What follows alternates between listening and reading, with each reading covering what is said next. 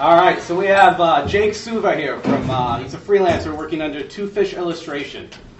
Great designer, so we're really happy to have him. He's going to talk about inspiration. Thanks, Jake. Thanks. All right, so if I speak this loud, can you hear me? Yeah. All right. I'm a freelance designer and illustrator. I've been working probably for the last 6 or 7 years now.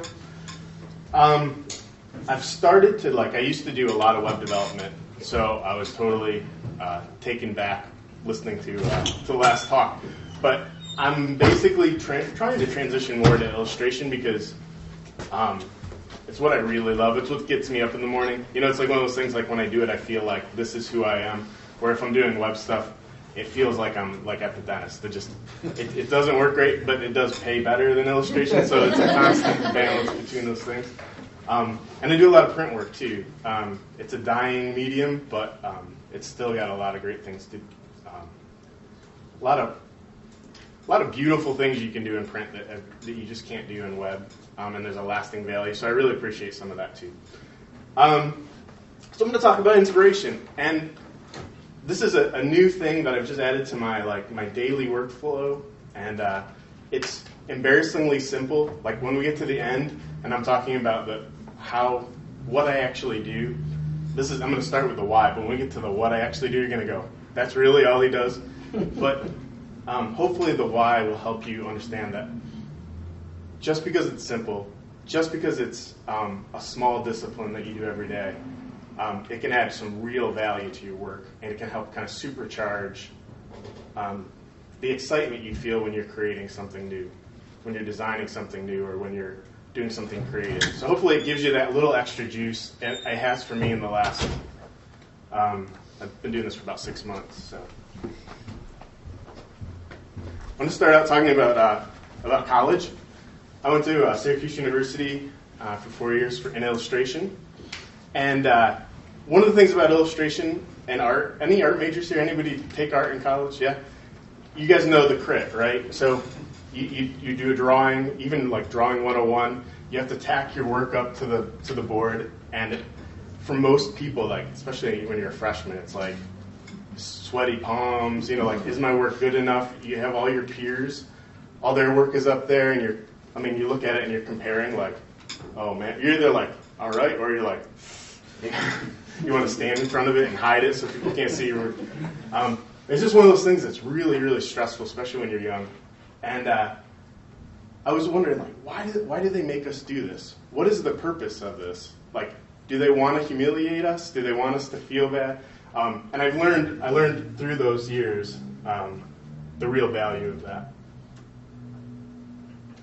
So one of the things that happened to me my sophomore year is, as all young students do, I was undisciplined and didn't give enough time to my work. The professor said, you need to spend at least 50 hours on this project. And I think I spent 10, maybe. This isn't the project, this is just an example, but I didn't put in the amount of time. And so, and I knew it. And I knew that morning, I was so nervous in the crit. I'm I'm going to put this up, and he's going to rip me to shreds. My classmates are going to rip me to shreds. And I thought, I'm never going to do this again. Of course I did. But so I tacked it up, and he started off with mine, this professor. And he was kind of known to be a real jerk, real asshole. And so I knew, when I put that up there, this is going to be harsh. And so he took a pair of scissors. I'm not exaggerating. He took a pair of scissors, and he cut out the one part of my illustration that was good. And the rest he threw away. And I was devastated. Just that was worse than I thought, right? And he tacked up this little piece of my illustration on the board. Everyone else had their photos. And mine was just this little corner. And I was oh, I need to run away. Maybe I should. I was contemplating switching majors. Maybe that was a good choice. And it just struck me as I learned my lesson, first of all. I did start putting more effort, and I wanted to make sure whatever I did, I had the, that I could take pride in it. Whatever I was going to put up on the board was going to be something that I would be proud of. But also, we learned so much through the process of the art critique. Hearing that? We definitely learned that, but we learned how to give praise. We learned how to say nice things about other people's artwork, which is a lot harder than you'd imagine. It's not like just like, I think that looks great. You're like, you can't just say that. The teacher will be like, and you're like, more, I need more. And you have to say like, well, I love the color, the composition, I love this, I love that. So it gives you a language. It gives you the ability to talk about work that you like, which is really important. And criticism, and to fight back. When somebody says, look, I don't agree with this decision you made, sometimes you need to stick up for yourself and say, well, this is why I did it. So it gives you the language to explain something visual and to fight back for yourself and to say, this is what I believe in, which is really, really helpful for what, like what we talked about in the last talk, which is dealing with clients. Sometimes clients say, this is not what we want because of X, Y, and Z. And you need to say, look, here's the process. Here's how I came to this decision. Here's how it happened. And have that language. And sometimes you can convince them, and sometimes you can't. But it's important to be able to speak up for yourself. And we learn how to take inspiration from others. There's so many times when somebody would post something up on it during art critique, and I go, that is an amazing solution to the problem that was presented. And to not feel jealous and not to feel, angry or whatever, just to be like, wow, that's interesting. I'm going to take that. I'm going to use that. Maybe it's an idea or a way to come at a problem. I'm going to borrow that from them. Not copy, but be inspired by that. Really important. And this is, I think, the most important thing about critique. And over a 4-year period, you kind of learn this. And even beyond now that I'm a professional and doing work all the time, you learn what is good and the importance of curation. And so, what is good, right? We all have this, artists get knocked around, designers get knocked around because sometimes we're very, dismissive of things. You can be like, that's crap, that's crap, that's crap, that's great, that's crap, that's great. And, my wife picks on me constantly because I'm like, she'll be like, look at the book I got from the store. I'm like, with that cover? They used, Times New Roman. Are you kidding? You're very, kind of snooty about this stuff. But it's really important to know what's good because that's what your clients are coming to you for your expertise, for your eye, for your skill. If you're somebody who does code, they're coming to you because you know what good code looks like. You know what the benefits of those things are. You know the efficiency that you gain. You know that if you build it right in the beginning, when you come back to that project later, it'll be easy to figure out. Client comes back in 3 years, and you're looking at that. You can figure out what that code was because you built it right the first time. So these are things that, it's important to know what is good. And curation is just the process of, and we do it constantly, all day. You're at the bookstore, you're looking at books. You're asking, is that good design, is that good design? You're looking at it critically. That's curation. When you see something that looks great, you're going, that's a beautiful cover. And we I think, I don't know if I'm the only one, I'm assuming you guys are like this too, where you're constantly taking in this visual information and kind of deciding, good, bad, eh. And many people do this. I think all people do this without even realizing, and that's why they buy things based on what it looks like or the packaging rather than what actually needing that item, right? And so, but we're a little bit more intuitive, or we're a little bit more process heavy in that we know, wow, that is a great use of that font in that area, or the way this looks is powerful because of this illustration, or, and so we have more depth there. So I don't know about you. I love being in this space. I love seeing where people work. I think it's fantastic. This book is called Voir. I don't know if I'm saying that right, but I'll pass it around. But it's really, all it is this guy went around with photographs and took pictures of people's workspaces. These are famous illustrators, lots of them in New York. So it's lots of pictures of cans of paint and things. I don't know if you find that interesting. I love it. So I'll pass that around. You can take a look while I'm talking about this. But here's the one thing you always notice when you go to somebody's workspace, especially a traditional artist, somebody who's using paint or using sculpture or whatever. They're going to have lots of stuff, right? in contrast to this office, which is very sparse, which is awesome too, and it's minimalistic in its own way, which is great. And because of the digital stuff, we don't need, like I work digitally, I don't need large books and bookshelves and lots of that stuff. I have what I need right on my computer, right in my browser most of the time. But I love looking at this stuff, so indulge me for a minute. Like, to me, this is where I feel most of. This isn't my desk, but this is kind of what my desk looks like. I have so I have my computer, I have a Wacom that I draw on, but I have bookshelves, I have things tacked to the wall, I have posters and prints that I bought from people that I have tacked up on the wall. It's it looks horrible to most people, I think, but it's like my cave.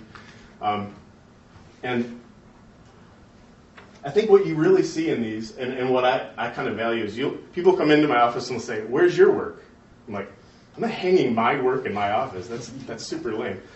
First of all, but it also, I get tired of looking at my work. I want to be inspired. I want to look at somebody else's work and say, "Wow, that's what I want to be. That's what I want to do," or something about that is powerful. I want to integrate that into what I do. And so, let's look at another one here. This actually looks more like my mom's studio. My mom's an artist, fabric artist, and she's got tons of this kind of looks like her stuff. But traditionally, a lot of people will keep bookshelves. And I did this for a while where I have bookshelves of filled with art books that have beautiful illustrations. Problem with that is they're really expensive. You can spend $60 on a really thick, heavier than my 2-year-old kid book that you look through it and it's really cool for that year, and then a couple years it's outdated, and then you just have a giant book sitting in your bookshelf. So the idea is that there's this inspiration all around us, right?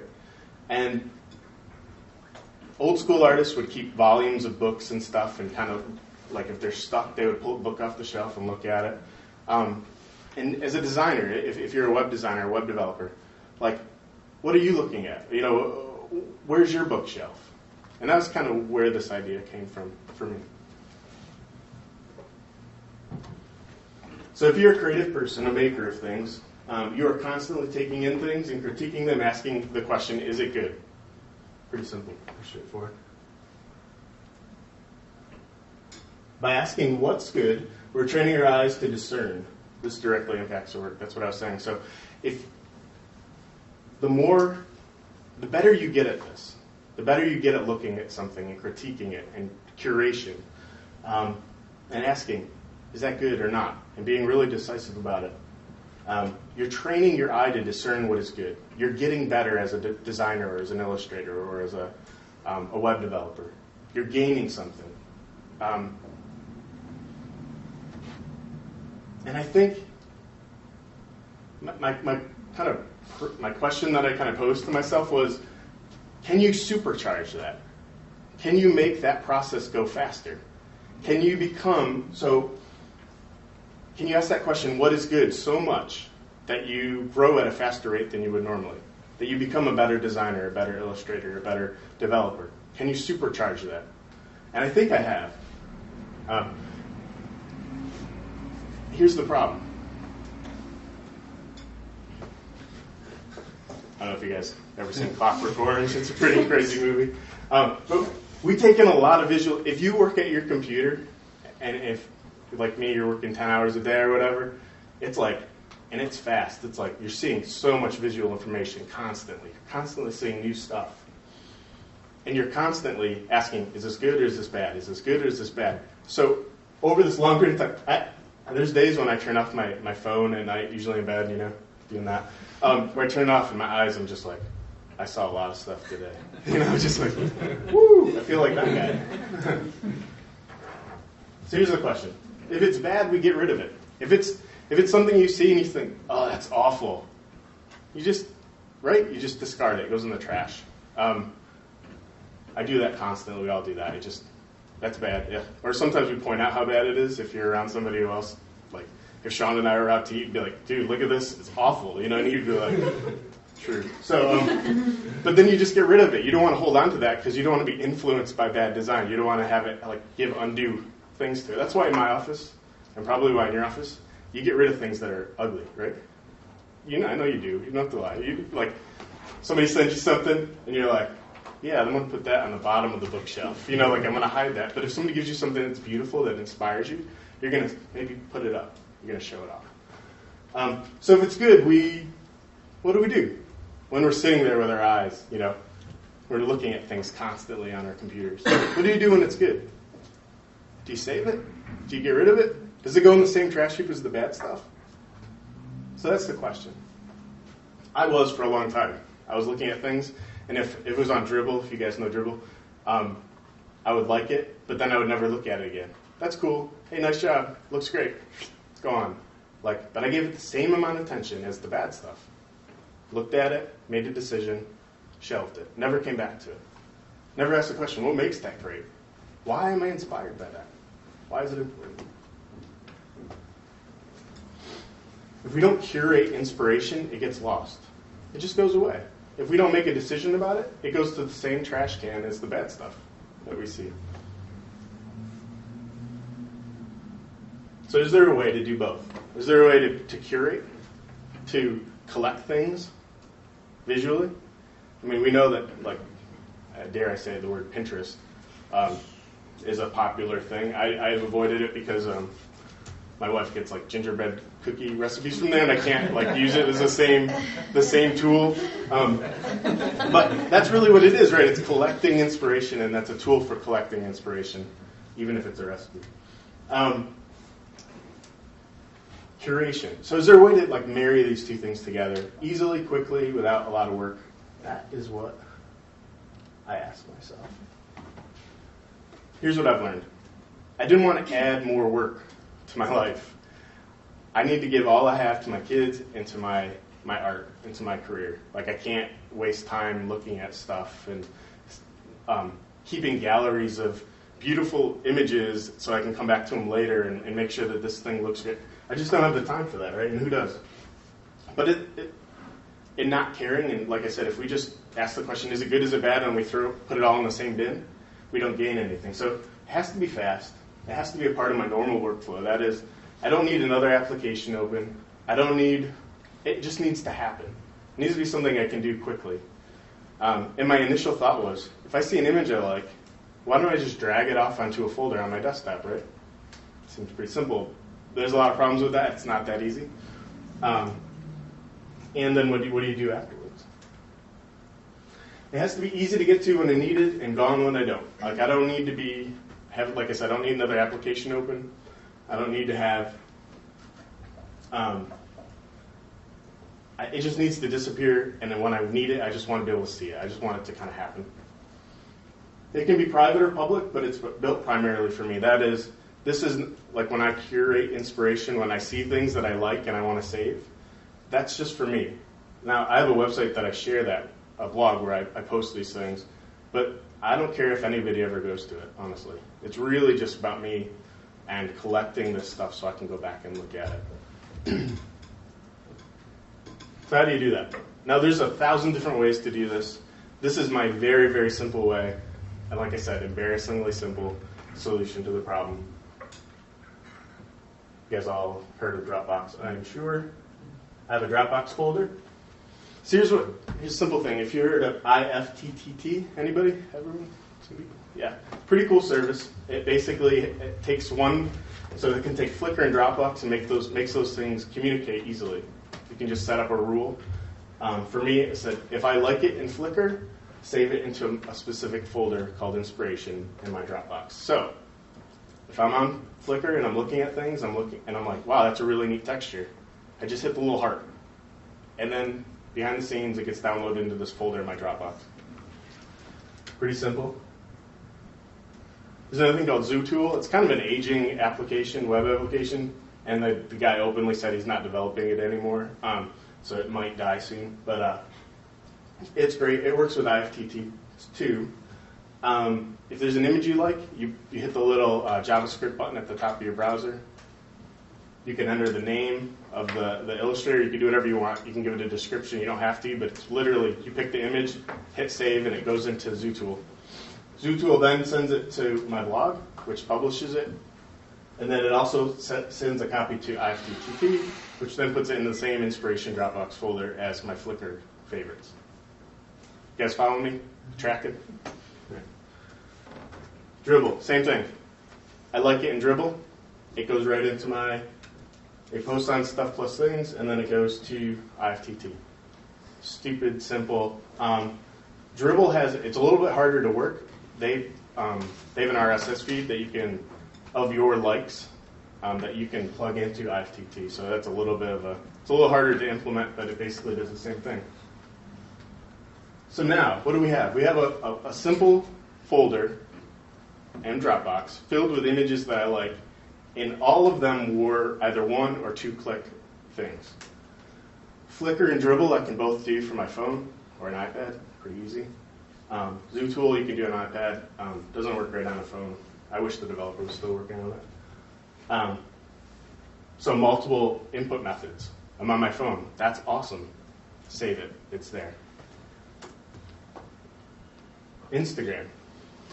You can add it if you want to.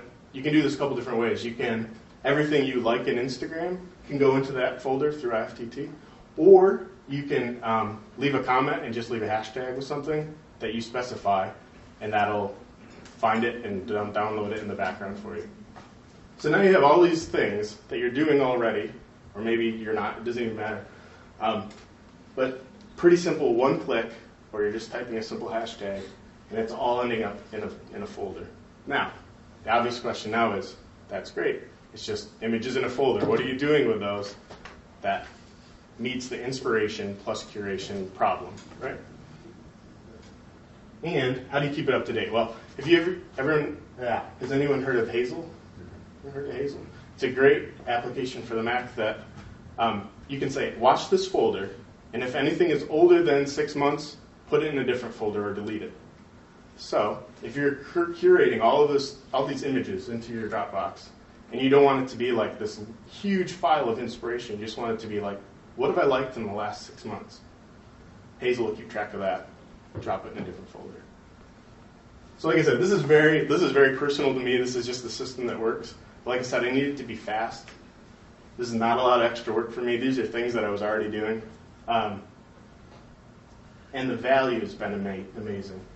Not only do I have a blog that I think has really spectacular images, and I don't have to do very much. It's just that literally like, that's cool, or a little comment, and it posts it, so I don't spend half my time in some CMS trying to figure it out, or saving things to my desktop and then uploading them back to the internet, just clicking a button, which is great. So this is like, you guys are going to be like, but he talked all that time about inspiration and curation, and this is the solution he came up with. Look, I know it's simple, just bear with me for a second. Your Mac, if you use a Mac, I'm not sure if there's a Windows, if this works on Windows, but certainly with Mac. You can say, I want to use my screensaver, and I want you to just pull from this folder, okay? So here's what I did. I just set up a screensaver, and it just posts stuff that I've liked in the last 6 months. And I have my computer set on, I used to not use the screensaver, and I would just, because I hated just having it always come up when I'm working. It would drive me nuts. You know, you're working, you take a break for coffee, and your screensaver's up. It's like, ah. For a while, I was just having it shut down. I was just like, if I'm gone for 10 minutes, just turn off, save power. But since doing this, I've made it so that it comes on after 2 minutes of inactivity. It's kind of annoying, but here's the thing. I'm constantly seeing a curated gallery of inspiration built for me, only for me, that comes up on my screen all the time. I go to the kitchen to get a cup of coffee, I look. There's all the stuff I've liked in the last 6 months. It's powerful. It's really a powerful thing. So, like I said, we went through that whole talk. I was talking about inspiration, curation, the importance of it, why you do it, and the what is this like very simple screensaver. But I'm telling you, for me, it's supercharged, I think, my ability to discern what is good. Why do I like something? And then to apply those things to take that inspiration to my own work. Now, this could work for websites. If you see on Dribbble, there's a lot of UI. if you like that, you could have a collection, like a screensaver of UI stuff. It's not very sexy. It's not like illustration that I think looks great when I have all these images on my screen and there are these illustrations. But if it inspires you, if you look at it and you're like, that is awesome, why not have it show up on your computer screen so you can be inspired in it? So I'm open to any questions. I don't know if you have any, but yeah. I looked on your website and I noticed a lot of illustrations about monsters, and you had some up there. What is your what's your inspiration for creating like all these monsters? Is this a particular project that you're working on, or just something you like to do? That's a good question. I have another blog called agoodmonster.com, and it's on Flickr. And so the idea was, the other thing that I've done at the same time as this is I decided to just create an illustration every day. Now you'll notice that it's been about a month since I've done any monsters. That's because real life called and it wanted to pay the bills. But I was always inspired by Marie Sendak and some kids' book stuff, and I wanted to do children's books eventually, and I wanted to do more of the work that I wanted to do in the future for clients. And I wasn't getting jobs where people were calling me up and asking, will you create a dozen monsters for me? I wasn't getting that call, right? And if they did, they'd be like, can you do it for free? I'm confident of that. So I just took this is the kind of work I wanted to do, so I started making one every day.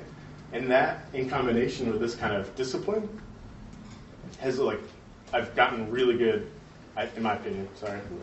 But I feel like I've progressed faster than I would normally by working every day on something that really brings me joy. So that's kind of what that is. And it actually is that I've just finished work. I did a set of icon characters for the app Path, if you've heard of Path. They hired me, and they said, look, we'll pay you $150 a character, or like a illustration, and we'll do, you can do between 24 and 36. So I did the math real quick. I'm like, hey, somebody is going to pay me a lot of money to do, and they're like, and do whatever you want. So I'm like, okay, this is great. So I'm on to my second series, which involves vampires and Dracula, which is very fun. Does that answer your question? They look great. Thank you. It's not really a question, but I really think that this is a great system, and I think it would be interesting to develop something, a workflow that's easy to post things, like to take the work you create, because I find that, like you, I'm always looking at other artists and gathering inspiration, but it's important for people to put their stuff out there to inspire others, and I'm terrible at doing that. I'll create something, and I'll be done with it, and 2 months later I'll be like, oh, I should have put that up, I should have posted it. So. Or like 2 months later you look at it and go, I thought that was good, but now I'm not as happy with it. I'm glad I didn't post it. Yeah, I think that's a really important discipline too. Like those good monsters that I've been posting every day, or I was for a while there, those it got me in the habit of putting work out there and connecting with people who like my work, on Twitter and all kinds of various places. So, for me, it's a real easy process to get, especially to get something that I like, a piece of inspiration, to get it from there to there. It's literally like 2 clicks to post something, so it keeps my blog really active, and I don't have to do very much, which I really like. Because I like keeping a blog, but I hate this time sink it is. It's interesting because after a few years, you'll have like an evolution Yeah. of where you came from and how you've grown as a designer, and how you've taken that question of what's good and have seen it grow over a few years throughout all those folders. It's really cool. Yeah, and one thing I did with Hazel is I had it's saving an archive. And so for this project, to create this kind of screen, I went into the archive, and that's exactly what I found. Like stuff that was inspiring in the beginning, I was like, that's kind of, it's either ho-hum or like, oh yeah, that was really cool, but it's an interesting kind of history to keep for yourself. It's neat. Yeah. I like that it's personal too. Like it's just what I like. It's not what I think. I think when you're posting to a blog, you're constantly asking questions. Are my viewers, if it's built for somebody else, you're asking, are other people going to like this constantly? And that gets you away from what it's really about, which is, in this case, just a discipline for you. What do you like? What's good? And so I like that. I like being freed up from caring what other people think. I think is cool. There are a few things. Every once in a while there'll be like a skull image. And because it comes on my screensaver, I worry about like what my kids will see when they're eating dinner and the computer's right there. Like, Daddy, that's that's weird. But You've mentioned a few pieces of equipment, your tablet and whatnot. You're 100% electronic with your work. I do like sketch. I sketch in a sketchbook all the time. But yeah, I use a Wacom Cintiq, so I draw right on the screen in Photoshop. And there's some great pencils and tools that I've bought for very cheap from other artists online that are awesome. And I can probably get links for people if that is interesting to you. But things that mimic pencil really well. But yeah, I work completely digital, and it's been great. I find it, when I was in art school and they asked me to paint things, I hated it because I liked the process of painting, but I hated mixing paint. It would take too long. It'd be like, all right, add a little yellow, add a little red, that's orange. That's not the right orange. I get it. And I'd be sitting there for like hours mixing paint. And like, I want to do the work. I don't want to, I know it sounds like totally like a lazy 2013 Illustrator. But now I can use the color palette in Photoshop and be like, that's the orange I want, bam, you know. And the tablet preserves the tactile experience to some extent. That's changed my work a lot. Before I was using a mouse and doing a lot of digital stuff that way, which was horrible. So now it's more me. It's more my drawing. It's got a super cool setup, actually. It's a giant touchscreen that you can draw right on. It's really cool. Yeah, and I bought an arm, like an Ergotron arm, and I can pull. Lately, before I was pulling it down in my lap, and I was just drawing in my lap, and it's a pretty big thing. But now I kind of hoist it up so I can stand when I'm drawing, so I get like almost like you're standing at an easel. Yeah, which is pretty cool. And it's better for your body, I guess. That's what people tell me. You should stand when you work and all that. It is nice, though. I find myself kind of moving around a little bit and like looking back at it, feeling like a real artist again, where you're like, the lost dog. yeah. One more question? Anybody in? One more question? So, thank you.